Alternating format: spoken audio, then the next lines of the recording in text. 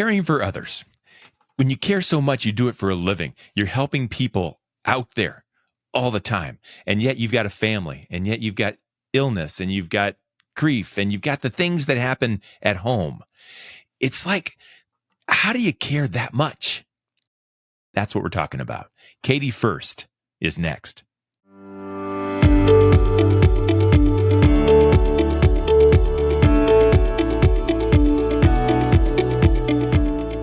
The heat is on. Let's get cooking. This is Purpose Under Pressure, sharing stories of why we're here and how we fight to make it happen. We are in our third season, folks. Thank you. And if you are here and you like it enough to listen, can you do me a favor? Hit that follow button or subscribe or leave a review or tell a friend we're here. It's important because it helps to let other people know that this show might just be worth a listen too. So thank you for that if you'll do so.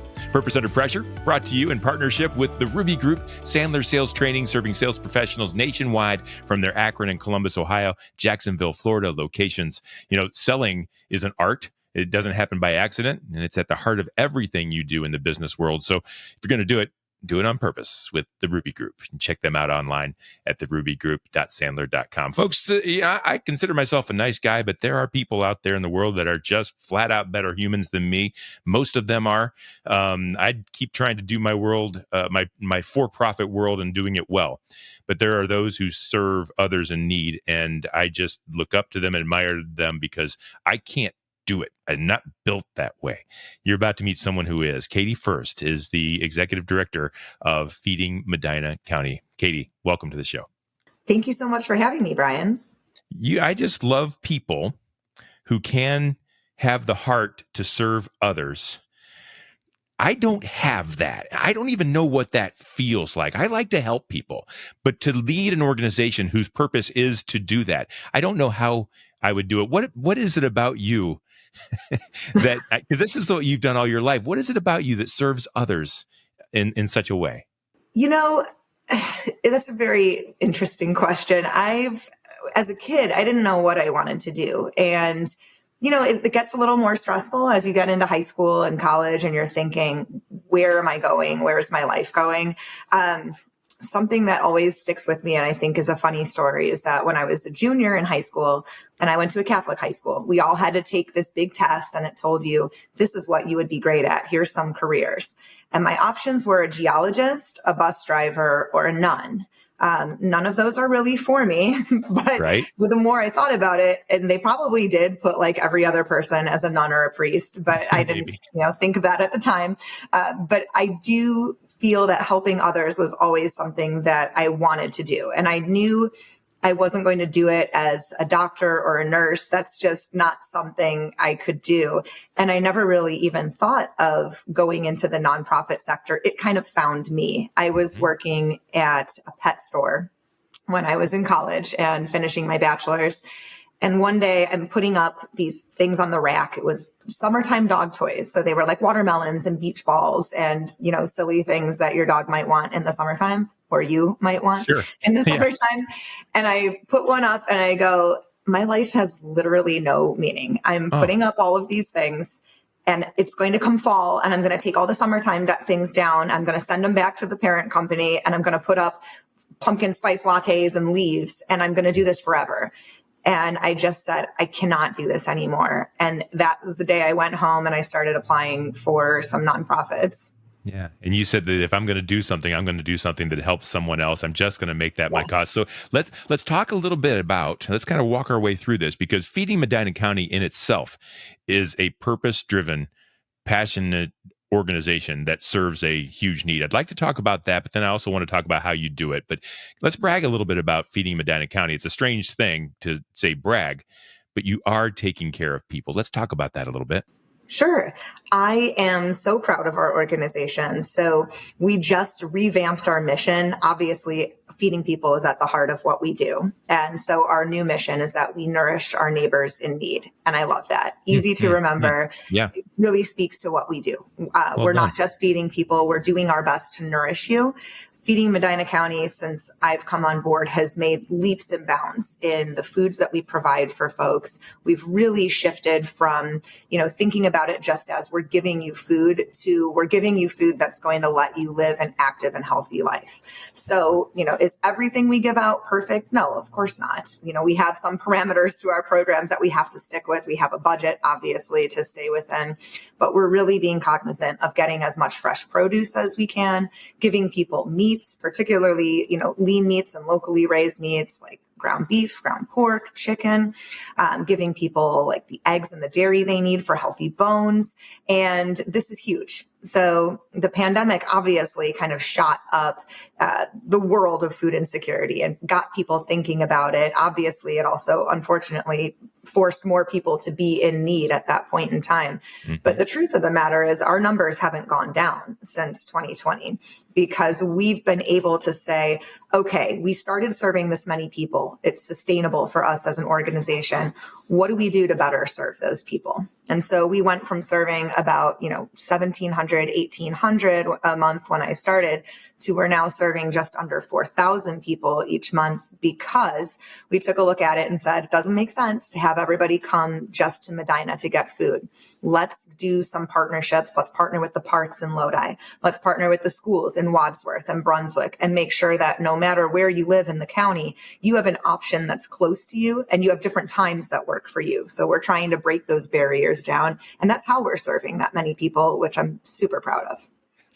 Help me to understand why the problem keeps growing. Medina, the city, of course, is this beautiful, looks like it came out of a postcard type Christmas thing.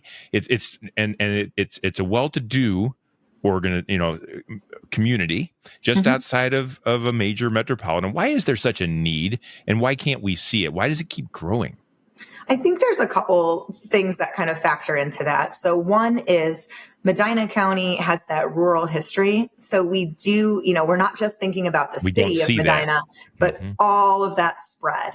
And so, there's folks that have just lived in poverty and deep rural poverty. They might not be close to a grocery store. They might not be close to that metropolitan area. They may not have reliable transportation. So many reasons. But there's that history of folks that just, and again, that rural community, we have that spirit, right? Like we're going to do this on our own. We're going to pull ourselves up by our bootstraps. We're not going to let people know that we need help because we don't want people to think badly of us. So there's that like small towns talk aspect where people aren't necessarily telling others that they're in need. And yet they may have been, and their families may have been for years and years. There's also people that, unfortunately, we talked about it before. You've been affected by the pandemic. Maybe you lost your job. You were laid off for 6 months and it just put you behind. And you're in that cycle now of trying to catch back up and catch back up to where you were. And yet it's not always possible. People's hours are cut or they fluctuate. There's so many wild things. We've got single parents that are, of course, struggling. We've got dual income parents who, could be struggling for another reason. We've got seniors who are living on fixed income. And, especially there's a lot of folks right now in their late 80s, early 90s who always thought Social Security is going to take care of me when I get older because that's what they were told and weren't necessarily saving for retirement the way people are now. So some folks are surviving just on, a meager $800 a month. And it's not enough. It's not enough with the cost of living. The inflation in the past, whatever it's been now, 1.5 years, 2 years, is crushing a lot of people.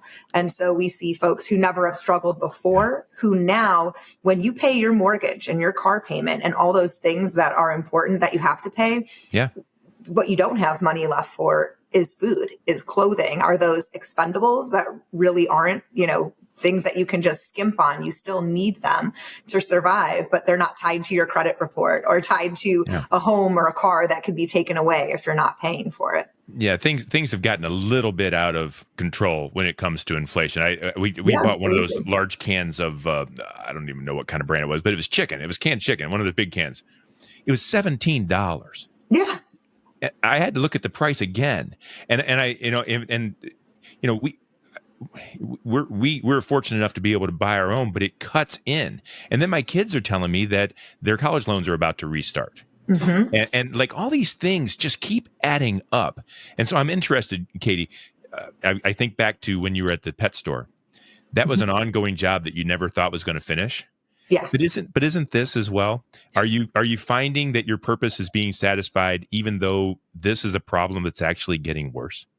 I do. And, the goal, of course, is that our vision as an organization is that we want to become a Medina County where everyone has enough to eat. Yeah. To me, that's something that's aspirational. Like we can work towards that. And regardless of if there's more people in need, if we're finding more folks need us, we're still working towards an end goal that, let's be real, probably will never be achieved, but it's something that you're going to work every day and you have that purpose. You're going in, and whether you feed one person or you feed 575 that day, you're making a difference in someone's life. A real person is having a meal because of you and what you do. And that's what really keeps me going. I mean, days are tough. I'm not going to lie.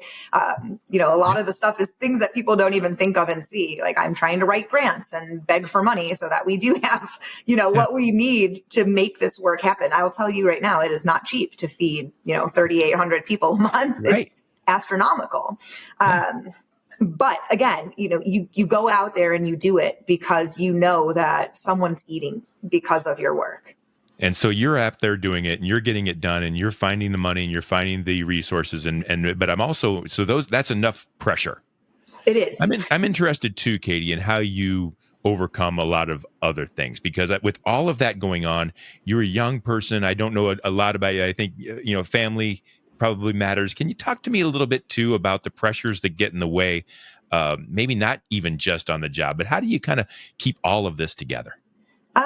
It's a lot of juggling all of those balls or plates in the air every single day. My husband and I, we live in Sharon Township. We have three young kiddos, 8, 10, and I'm going to screw this up, 13, soon to be 14. But that's a lot of pressure. I think about things every day and I'm going, oh my gosh, we have 3 years until Phoenix, our oldest, is going to college. Okay, what are we doing? Yeah. We've got, baseball practice tonight. We've got football practice tonight. How are we going to get everyone here? And it's a lot of, we just laugh. We're like, my husband and I are 2 ships in the night. We don't see each other during the week until probably 8:30, 9 o'clock at night because someone's taking one kid somewhere and someone's with someone else. But it's not quite that simple, is it? You told me a little bit about your husband. You guys are both taking on the challenges, but he's got some pressures and purpose of his own. Talk a little bit about your family dynamic, would you? Sure. So my husband and I, we're both almost 40 now, and we've got the 3 kiddos that we talked about. My husband had an accident back in 2016. He actually has something called cauda-equina syndrome. It's on the rare diseases list, and it's a spinal cord injury that happens at the base of the spine, and it can paralyze you. You have to have surgery within 48 hours of having an injury that causes that spinal cord to be clamped in that region. And he had an accident that wasn't even, something that you would have noted. A lot of people, this happens to them if they're in a car crash, they fall off a ladder from a roof. My husband was simply clicking our youngest son's car seat into the base in the car, and he felt something pop in his back. And within 24 hours, he could not walk. He could not go to the bathroom. We knew something was really wrong.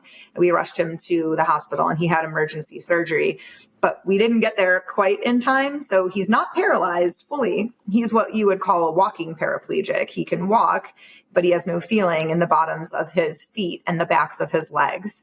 So he's got exceptional grit because he has taught himself to walk. He said he kind of does it by feel. He can feel the vibration to know if he's there.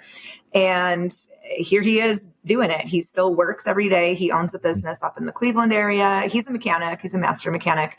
Him and his friend here, his friend lives in Hinckley. They've owned this shop for 11 years now, and it's only 3 of them. So they're up there, they're working on fleet vehicles, they're running the day-to-day business aspects. And then both of them we're Highland family. So we both come home and everybody's running around to get the boys to football practice and, kids to where they need to be. It's a lot.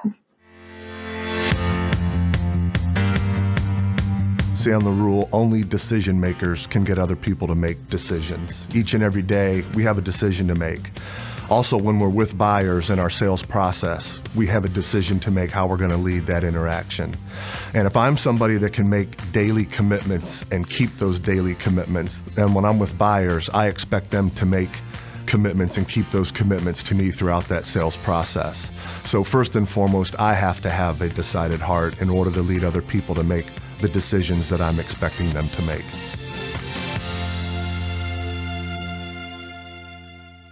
You're overcoming these pressures regardless of the things that you have to do. I'm interested in when that happened. Mm-hmm. How did that affect everything else? You're already caring for 3,000 people with food and all. You're already doing that for others.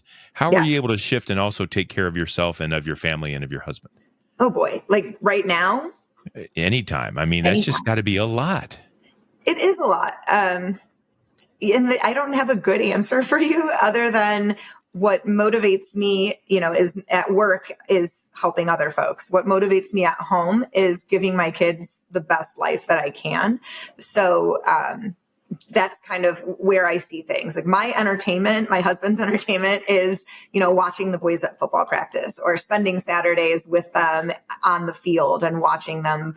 I was lucky enough to coach our youngest when he played flag football. And that was probably one of the most rewarding experiences of my life as a parent, is just being able to be there and be on the field and see you and your friends grow as athletes.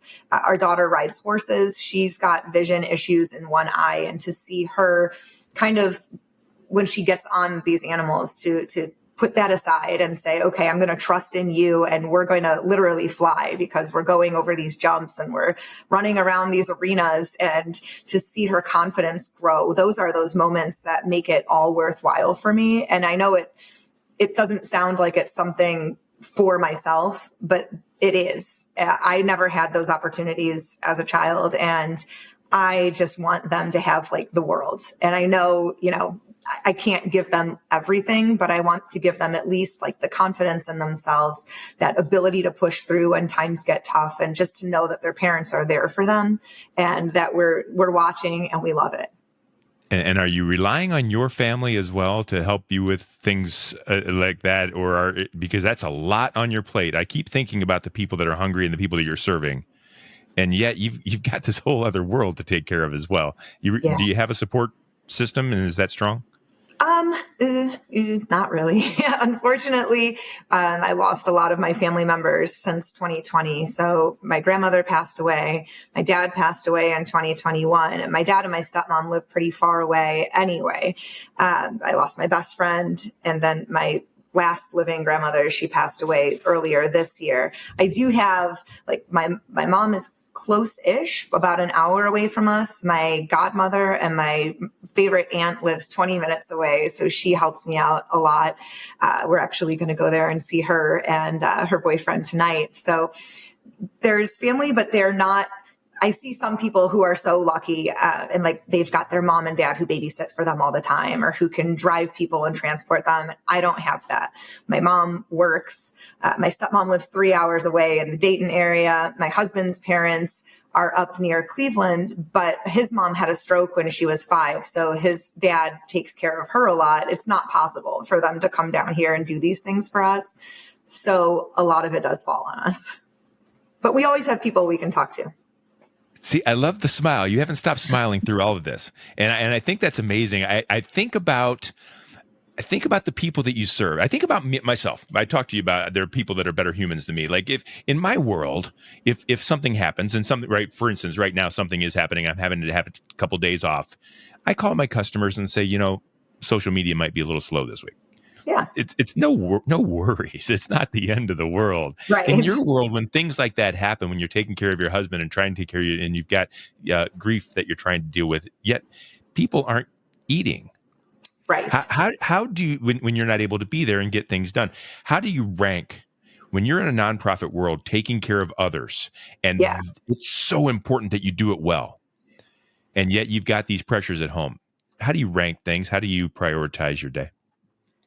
Well, I'd be lying if I said, my job isn't high up on that priority list, because I pride myself in what I do and making sure that people have what they need.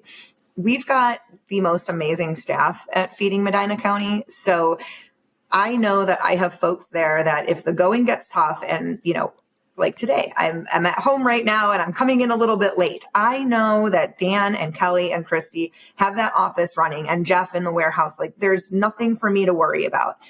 It's taken me a long time in my career to get to that point where I can say I trust fully in my staff that they're going to do what needs to be done. But that's been really life-changing for me, because it kind of gets rid of that type A attitude that I have and says, okay, you've got a staff that, you work with every day. You know where their heart is. You know they love the work. You know they're going to handle it. And so that has been, a life changer for me, just knowing that I can, even if I'm physically not in the office, like when I broke my leg this summer, my leg and my ankle, I had to stay home for a month. I had to elevate my leg and I could not put my foot down. They brought me my laptop. Kelly drove over to my house, brought me my laptop, brought me what I needed. And I never panicked. I never said, things are falling apart at Feeding Medina County, because I knew they were on the ball and they were handling it, and they did. Nobody called me and freaked out about things. They just took care of it. That's the most important thing, is just having that trust in the folks that I work with and knowing that their heart is in the right place too. One of the things that I hope this show does is motivate other leaders to become great leaders. You are obviously one. How were you able to develop that confidence in your staff? Did they just show up and all of a sudden you said, hey, I've got good staff?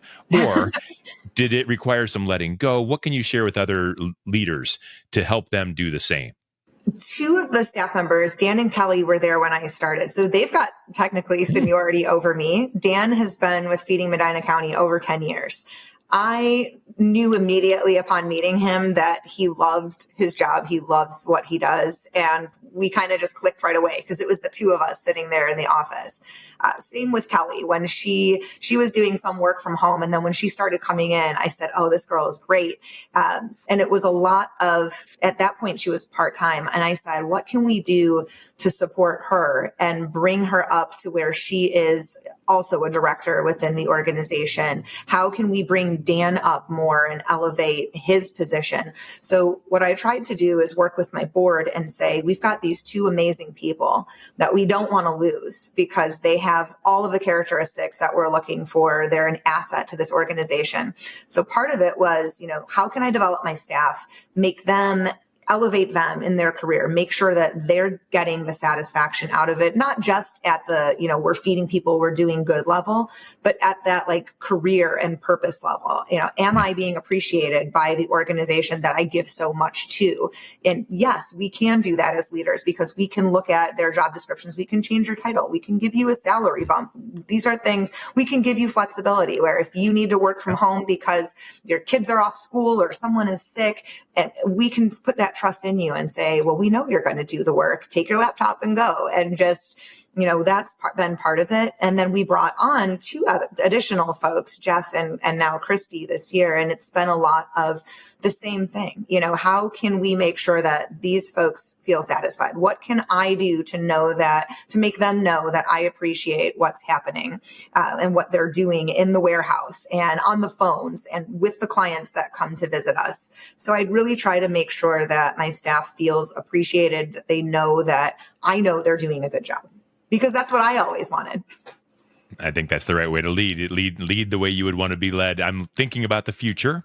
Mm-hmm. I don't think the economy is going to get any better anytime soon. I think we're on that track, right? We've seen economies going up and down, and I think we're on that road.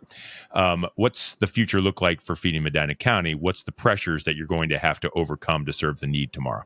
So we're in the midst of our budgeting process, which is always fun for anyone in a nonprofit. And, doing forecasting and looking at those numbers of folks that we're serving, plus looking at the cost of goods, which is nowhere near what it was in 2020, 2021.